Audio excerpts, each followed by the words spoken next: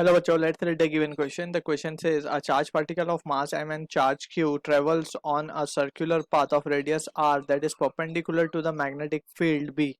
The time taken by the particle to complete one revolution is option A given at 2 pi q square B by m, option B given at 2 pi mq by B, option C given at 2 pi m by qb, option D given at 2 pi qb by m. So in this question हमसे बोला जा रहा है a charged particle of mass m and charge q travels on a circular path of a radius r that is perpendicular to the magnetic field. ठीक है. So basic concept we need to understand about this. We know कि जब भी charge particle enters into the magnetic field, ठीक है, let's suppose we have a uniform magnetic field that is pointed inward. ठीक है. So this is the direction of magnetic field. ठीक.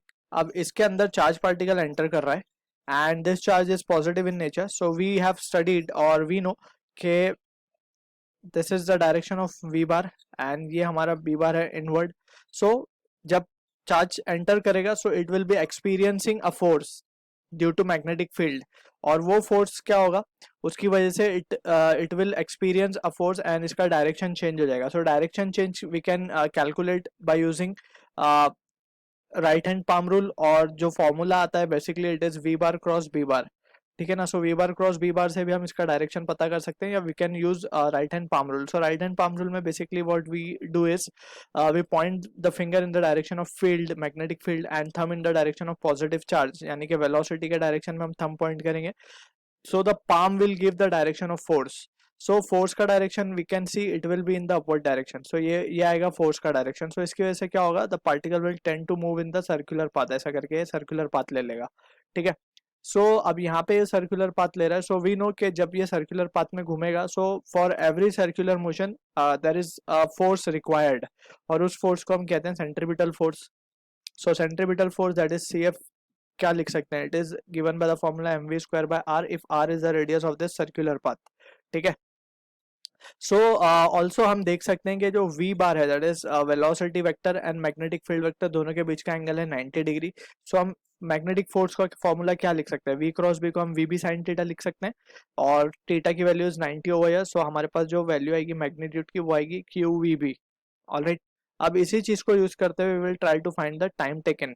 सो time taken by the particle to complete one revolution हम क्या लिख सकते हैं.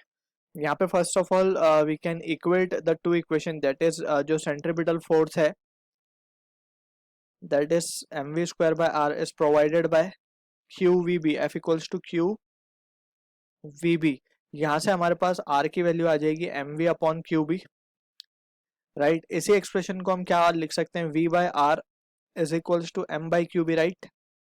वी बाय आर क्या होता है that is angular velocity omega.